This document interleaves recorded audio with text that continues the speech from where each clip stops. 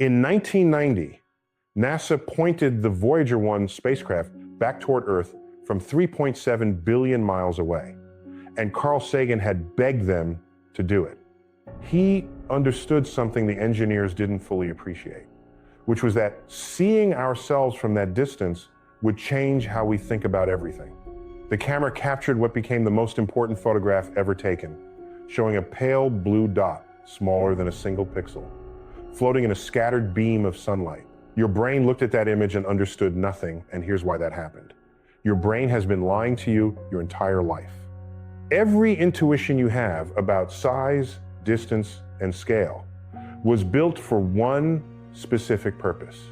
And that purpose was keeping you alive on the African savanna 200,000 years ago. Your ancestors needed to judge whether they could throw a rock far enough to hit dinner, and they needed to estimate if that predator lurking in the grass was close enough to be a threat. Neuroscientists have a name for the limitation this created, and they call it subitizing. Your brain can instantly recognize about 4 objects, maybe 5 if you're lucky, and beyond that threshold, it starts guessing. Beyond a few thousand of anything, your neural hardware simply gives up. The technical term for how your mind processes quantity is logarithmic perception, which means the difference between a million and a billion feels almost identical to you, even though one number is 1,000 times larger than the other. Your brain excels at keeping you alive in small spaces where threats and opportunities exist at human scale. The universe operates differently, on scales so vast and so incomprehensibly enormous that when I tell you the actual numbers, your mind will hear the words, process them as sounds, and then completely fail to grasp what they mean. That's not an insult to your intelligence.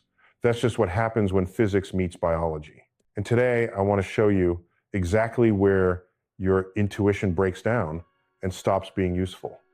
The Earth contains your house, your favorite restaurant, and everyone you've ever loved. Every empire that rose and fell did so on this rock. And every war ever fought, every desperate 3 a.m. email you've ever sent, all of it happened here.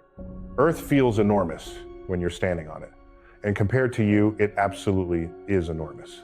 Walking around the equator at a reasonable pace would take about a year of continuous walking to complete, covering 25,000 miles before you return to where you started. That's a serious distance by any human measure.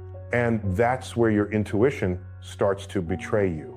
The sun is so much larger than Earth that you could fit 1.3 million Earths inside it.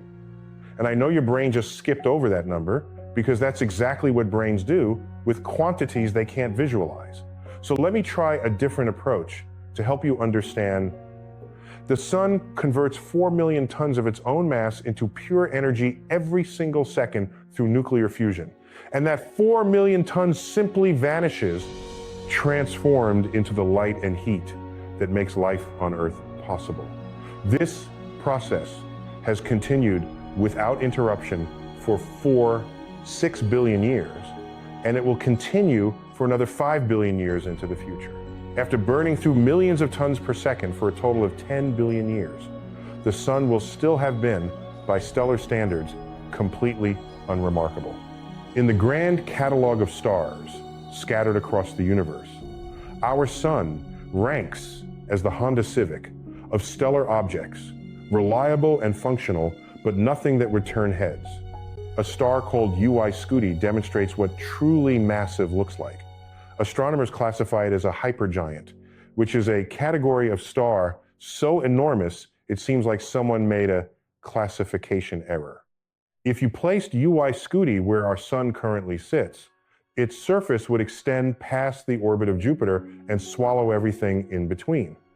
Light itself travels at 186,000 miles per second, which Einstein's relativity established as the fastest speed anything can achieve. And yet light would need over 8 hours just to travel around the circumference of UI Scuti once. That object isn't really a star in any sense your mind can grasp. It's a monster wearing a star's name. But here's the thing about everything I've described so far. We're still talking about single objects, individual things you could point to and identify. Now we need to zoom out to a scale where individual stars stop mattering.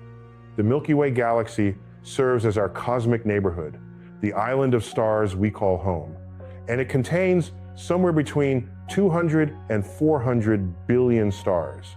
When you hear a number like 200 billion, your brain does something predictable. It pattern matches the phrase to mean a lot, and then moves on without any real comprehension. So let me reframe that quantity in terms you might actually feel. The entire history of human writing, every book ever published, every article and text message and love letter and legal document since the Sumerians first pressed reed into clay 5,000 years ago represents perhaps a few trillion words total. The stars in our galaxy still outnumber all of it, which means every word humanity has ever committed to any medium, and the stars win. Each of those stars has the potential to host planets, and NASA's Kepler mission spent 9 years proving just how common planets actually are. The spacecraft stared at a tiny patch of sky, watching for the subtle dimming that occurs when a planet crosses in front of its star. And what Kepler discovered overturned everything astronomers thought they knew about planetary formation. Planets aren't rare objects, scattered sparingly through the cosmos. They're everywhere you look. Exoplanets, the term for worlds orbiting other suns, appear to be more common than the stars themselves, and the latest estimates suggest our galaxy alone contains hundreds of billions of worlds with varying compositions and orbits. What comes next should restructure how you see everything you thought you understood about existence. Our galaxy, with its hundreds of billions of stars and even more planets, is one of at least 2 trillion galaxies in the observable universe. 2 trillion is a number so large that the word we invented for it feels like a participation trophy we gave ourselves. We created that name and thought we'd conquered the concept, but the universe doesn't care about our vocabulary. Each of those 2 trillion galaxies contains hundreds of billions of stars, and each of those stars has the potential to host planets of its own. When the Hubble Space Telescope captured its famous deep field image in 1995, the team pointed the instrument at what appeared to be an empty patch of sky and left it collecting light for 10 consecutive days. That single image revealed over 3,000 galaxies, packed into a region of space you could cover with a grain of rice held at arm's length. The James Webb Space Telescope has since pushed even deeper into the cosmos, photographing galaxies that formed just a few 100 million years after the Big Bang. Every part of the sky that looks empty turns out to be filled with galaxies, and we simply couldn't see them before we built the right instruments. Let me try to make these abstractions concrete using something you can actually picture in your mind. A small handful of sand from the beach, just what you could hold between your fingers, contains roughly 10,000 individual grains. Now imagine counting every grain of sand on every beach on Earth, and then adding every grain from every desert and riverbed and sandbox where children play. That total comes to approximately 7 quintillion grains, which is a 7 followed by 18 zeros, a quantity so large your brain has already started forgetting it. More stars exist in the observable universe than grains of sand on Earth. And that comparison isn't poetry or exaggeration, it's just arithmetic. Every grain you've ever walked on, every grain that's ever found its way into your shoe or stuck to sunscreen on your skin, every grain on beaches you've never visited, in countries you've never heard of, all of it added together, and the stars still outnumber the total. Your brain hears that fact and still can't feel what it means. It can only know it intellectually. And we haven't even started talking about distance yet. When you look up at the night sky, assuming you can find a place dark enough away from the light pollution that now obscures the stars for 80% of humanity, you're not seeing the universe as it currently exists. You're looking at the universe as it used to be, because light takes time to travel across space. Light moves faster than anything else can move, but crossing cosmic distances still requires years or centuries or millennia, depending on the source. When you observe a star, the light entering your eye left that star in the past, and the farther away the star sits, the deeper into history you're seeing. The Andromeda Galaxy is the nearest large galaxy to our own, and it appears as a faint smudge, visible to the naked eye on clear nights if you know where in the sky to look. The light that reaches your eye tonight departed from Andromeda 2.5 million years ago, which means that when those photons began their journey, human beings did not exist. Our ancestors at that time were Australopithecus, still figuring out what their strange upright bodies could accomplish, and Homo sapiens wouldn't emerge for another 2 million years. Every time you look up at the night sky, you're looking into deep time, and your eyes function as instruments for observing the past. The farther your gaze extends, the further back in time you perceive. The cosmic microwave background represents the oldest light in the universe, a faint afterglow left over from the Big Bang itself. And that light has been traveling toward Earth for 8 billion years. When those photons first began moving through space, no stars existed anywhere, no galaxies had formed, and no planets had coalesced from cosmic debris. The early universe contained only a cooling fog of hydrogen and helium, which were the only elements the Big Bang produced in significant quantities. Every heavier element, every building block required for complex chemistry and biology had to be manufactured later inside stars through nuclear fusion and the violent deaths that ended their existence. And this is where the strangeness intensifies beyond what you might expect. The observable universe has a boundary, not a physical wall you could touch or photograph, but a limit imposed by physics itself through the interaction of the speed of light and the age of the cosmos. Light from beyond this cosmic horizon hasn't had time to reach Earth yet, regardless of when it started traveling. The universe is 13.8 billion years old, which might lead you to assume the farthest distance we can observe is 13.8 billion light years. But space itself has been expanding throughout that entire time, stretching like dots drawn on an inflating balloon and carrying galaxies away from each other as it grows. The actual radius of the observable universe measures about 46 billion light years as a result of that expansion. But notice the word observable in that description. The observable universe is not the entire universe, it's just the portion we can detect and study. Everything beyond that horizon exists in principle, but information from those regions hasn't had time to reach us. Cosmological models provide strong reasons to believe the actual universe extends far beyond what we can observe, and the question of how far remains unanswered. Some calculations suggest the entire universe could be trillions of times larger than the observable portion we've mapped. Other models suggest the universe might be genuinely infinite, not infinite in the casual sense of meaning very large, but mathematically endless in a way that continues forever in every direction. Your brain just stopped processing that idea, and I could feel it happen from here. An analogy might help you grasp the situation. Imagine standing on a ship in the middle of the ocean while fog surrounds you in every direction, limiting visibility to about a mile before everything disappears into gray. Your observable ocean would be a circle roughly a mile across, but you would know with certainty that the Atlantic extends far beyond your small circle of visibility. The fog doesn't create the edge of the ocean. It only creates the edge of what you can perceive from your position. The cosmic horizon functions as our fog, and we're floating in an ocean whose true size we cannot measure and may never determine. This knowledge should produce a kind of vertigo in your understanding of reality.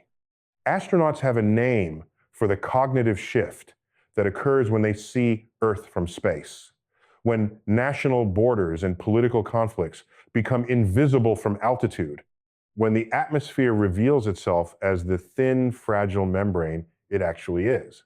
They call this transformation the overview effect, and most of us will never experience it directly through spaceflight. But understanding the true scale of the universe offers something similar, a perspective that nothing else in human experience can provide. Every ancient cosmology that humans ever created placed Earth at the center of existence, with the sun and moon and stars revolving around our location as if literally orbiting human importance. The Babylonians believed it, the Greeks refined it into mathematical models, and the Catholic Church condemned Copernicus and later Galileo for suggesting the arrangement might be different. Humans have always needed to believe they occupied a privileged position in creation. And every single one of those cosmological systems turned out to be wrong. Earth doesn't orbit the sun because humanity holds special importance in the cosmic order. It orbits because gravity works according to consistent mathematical laws. The universe operates under no obligation to position us at its center, and the evidence shows it has not done so. We orbit an ordinary star located in the unfashionable suburbs of an ordinary galaxy, sitting in an unremarkable corner of a universe that extends beyond our capacity to comprehend. But here's what the standard telling of cosmic insignificance always leaves out, and the interpretation might run exactly backward from what you've heard. Our size is undeniably small, almost unimaginably small, when measured against the cosmos. We occupy a pale blue dot drifting through an ocean containing 2 trillion galaxies. But consider what that vastness actually implies about consciousness and its rarity. In a universe containing more stars than grains of sand on Earth, awareness and self-reflection might be vanishingly uncommon rather than abundant. Scientists have searched for signals from other civilizations using radio telescopes pointed at thousands of star systems, and so far they've detected only silence. The Fermi paradox asks, why, if the universe is so large and has existed for so long, we haven't found any evidence of anyone else out there? The answer might be that what happened on Earth, atoms arranging themselves into beings capable of contemplating their own existence, represents an extraordinarily rare occurrence rather than a common one. Consciousness might be precious precisely because the universe produces it so infrequently. You're not insignificant because you're small. You might be significant precisely because you're improbable.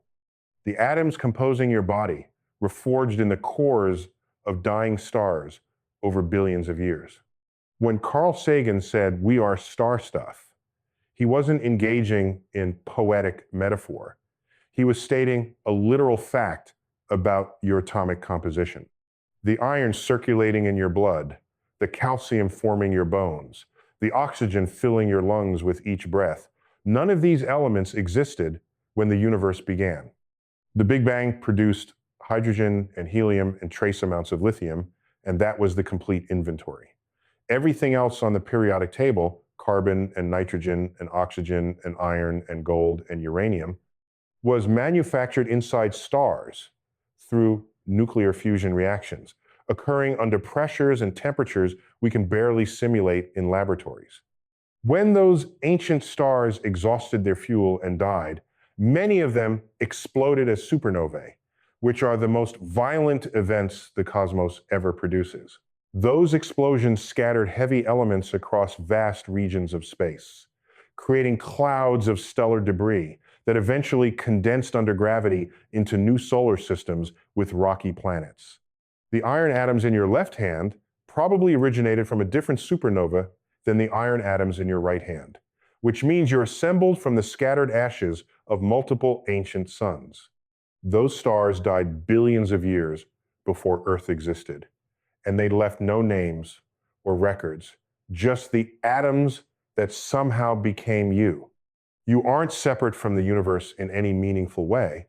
You're part of it and made entirely from its materials. The universe isn't something you look up at from a detached position. It's something you participate in simply by existing. Your ability to know any of this, to measure distances spanning billions of light years, to detect the cosmic microwave background radiation, to photograph galaxies that existed when the universe was young, to deduce the nuclear reactions occurring inside stars you'll never visit. All of that capability exists because the universe gave rise to beings capable of understanding how it works. On at least one small planet orbiting one average star in one unremarkable galaxy, atoms arrange themselves in patterns complex enough to allow the universe to become aware of itself. That achievement isn't nothing, and it might be the most remarkable thing that has ever happened anywhere in all of existence. The universe extends beyond what your intuition can process, and that limitation is simply a fact about human cognition. Your brain evolved to track predators across grasslands, to locate water sources, and to remember which berries would kill you. Natural selection never optimized your neural architecture for contemplating 2 trillion galaxies, because that information provided no survival advantage to your ancestors. But something unexpected happened during human evolution, despite those constraints.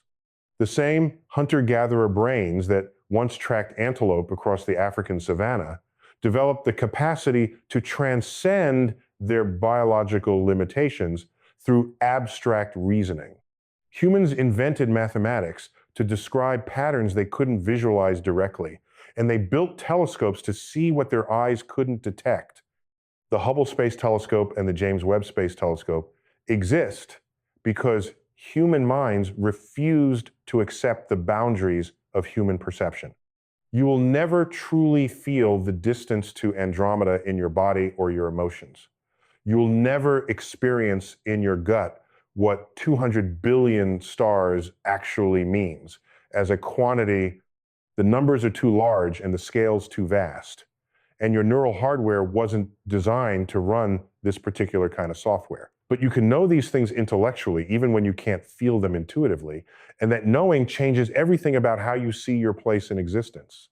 You gain the ability to view your life, your problems, and your daily concerns against a backdrop that extends infinitely larger than anything your ancestors could have imagined.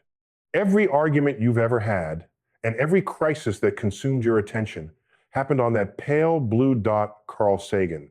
Begged NASA to photograph from the edge of our solar system every sleepless night you've spent worrying about tomorrow took place on a world that's barely visible from the outer planets and completely invisible from the nearest star. None of this means your experiences don't matter, because they matter to you.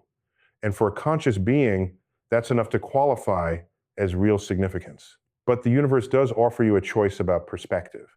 You can spend your brief time on this cosmic stage absorbed entirely in the smallness of daily existence, or you can remember to look up occasionally and connect to something larger.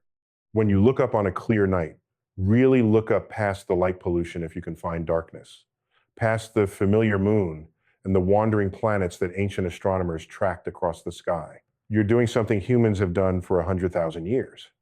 You're connecting to a reality that exceeds your individual existence. And you're acknowledging that you are not the point of the universe while simultaneously being an improbable part of it. The scale of the universe doesn't teach us that human existence is meaningless. It teaches us that meaning was never going to derive from our physical size. Significance was never going to come from occupying a privileged position in space, because no such position exists. Meaning comes from what we do with our brief window of consciousness, from the questions we ask about the nature of reality, from the curiosity that drives us to measure distances we'll never cross and count stars we'll never visit. Meaning emerges from the sheer improbability of atoms looking up at the night sky and wondering where they originally came from. The universe is bigger than your intuition can handle, and that's exactly why understanding it is worth the effort.